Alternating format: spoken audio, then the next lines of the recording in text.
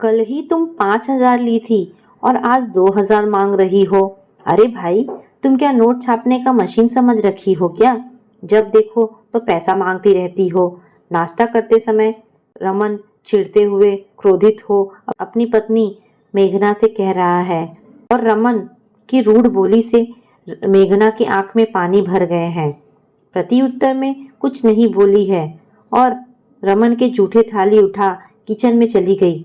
वहीं बैठी रमन की माँ सब सुन रही थी। तपाक से बोली, अरे बेटा, तनिक बहुरिया का लगाम कसकर पकड़ कर रखो, नहीं तो तुम्हारे हाथ से निकल जाएगी। काहे के लिए पैसा चाहिए था? अरे नहीं माँ, मेघना के दोस्त की शादी है, उसे ढंग का कुछ उपहार देना चाहती है, इसलिए मांगी है पैसा। लेकिन अभी से खर्चीलापन इतना ज्यादा है। अभी तुम दोनों की शादी को 1.5 बरस ही हुए हैं। जरूरी तो नहीं 2,000 की गिफ्ट दी जाए, बल्कि 1,000-1,200 तक दिया जा सकता है। ठीक कह रही हो माँ। अच्छा देखता हूँ, कहकर किचन में आता है तो देखता है कि मेघना की सिसकी बंधी है, फिर भी अपने काम करती जा रही है। गैस पर एक तरफ सब्जी बना रही, दूसरे तरफ दाल फ्राई।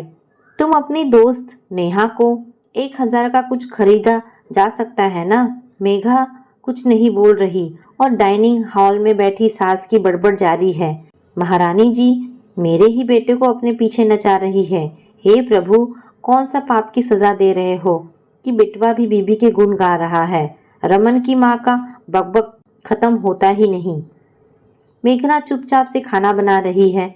रमन की माँ ने कहा, जब मेघना कुछ जवाब नहीं देती है तो रमन पैर पटकते हुए ऑफिस चला गया और मेघना अपने कमरे में सुस्ताने के लिए गई। सास की कर्कश आवाज आई, अरे बहुरिया, तुम हमरे बिटवा के काहे पैसा ला मारे हैं, काहे तंग करे हैं? और 5,000 कल ही दिए थे, तब सब पैसवा खा गई क्या? सरपट सब बराबर खत्म। नैहर में बाप से काहे ना पैसा मांगती है? बेचारा रमनवा चिंता में मोटरसाइकिल चलाते ऑफिस गया होगा। कुछ हो गया ना, देखना तोरा का करतानी।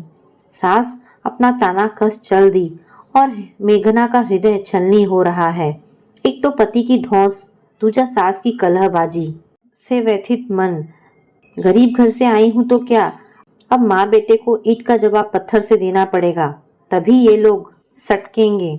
रमन का जो मन करता है वही खरीद लेता था या मन मुताबिक खर्चा करता। घर चलाने के लिए गिनकर पैसा देता, 1 रुपया भी कम ना ज्यादा। मेघना की दोस्त नेहा बचपन की संगिनी है, उसके शादी में कुछ अच्छा सा सामान देना चाहती है। उस पर भी दोनों का इतना बोलना चुभ रहा है। हालांकि नेहा अपनी सहेली को 5,000 की सिल्क की साड़ी डायमंड रिंग दी थी। आज उसे 2,000 रुपल्ली हेतु पंगु समझकर तंज पर तंज मिल रहा है। 5,000 का हिसाब किताब बहुत याद है, वो भी राशन दूध फल के महीने भर का देने में समाप्त हो चुका था। इसलिए मांगे थे पैसे ताकि नेहा के लिए एक सूट ले सके। नेहा कमाती है और अपने लिए जीवन साथी का चयन भी स्वयं की है। शाम को मेघना सास और रमन के समक्ष 1-1 रुपए का हिसाब किताब देती है और 1.5 साल से हिसाब लिखा हुआ डायरी रख देती है। माँ जी, अब से आप ही घर चलाएं, मुझसे अब नहीं घर चलता, मुझसे अब नहीं चलता घर गृहस्थी। और रमन, तुम जितना भी कमाते हो उसमें आधा पर मेरा हक है। तुम गिन चुन के पैसे देते हो और बाकी पैसे का तुम क्या करते हो उसके बारे में मैंने कभी कुछ नहीं पूछा, ना कुछ कहा। फिर भी तुम ऐसे रौब झाड़ रहे जैसे तुम्हारी गुलाम हूँ। खरीद कर लाए हो क्या? इसलिए जा रही हूँ नैहर। नेहा की शादी अटेंड करने के बाद ही आऊंगी। माँ जी, आप ननद रानी को मुझसे छिपाकर कपड़े लत्ते पैसे देती हैं, कभी कुछ कहा आपसे? नहीं ना। रमन की शादी क्यों की आपने? आप लोगों ने मेरे लिए रिश्ता मांगा था, मेरे पापा आपके दरवाजे नहीं आए थे। और आप जो पापा को फक्कड़ और भिखारी कहती हैं, इससे आपकी जुबान बताती है कि आप में कितनी तहजीब और संस्कार हैं। रमन सांवले हैं और मैं गोरी हूँ, इसलिए शादी करवाई है कि हमारे बच्चे गोरे चिट्टे होंगे। आपको संकीर्ण सोच पर घिन आती है माँ जी। आप दोनों पैसा रे पैसा का माला जपते रहिए। जा रही हूँ। और अपना बैग लेकर मेघना मायके चली आई। माँ बेटे के मुंह पर ताला लग गया था।